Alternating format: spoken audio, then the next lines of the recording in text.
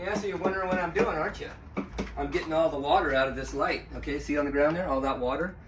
Well, that's because there's a crack right here, and it's been allowing moisture to get inside this lens, and a friend of mine noticed that it was up above the light bulb, and thus condensating inside the entire light fixture.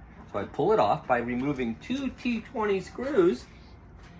I have to open the tailgate to get to them. And look at, some people call these cup holders, but this is actually a screw holder. Here's my Torx.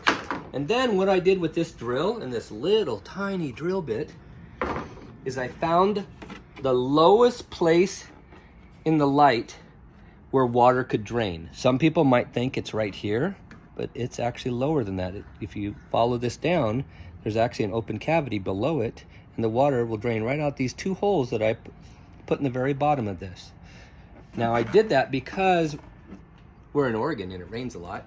Secondly, we don't have replacement lenses for this yet, so it's going to take a while to get the lenses she wants and get them installed here, because my vote is to get rid of the red and get smoked lights for this beautiful black truck.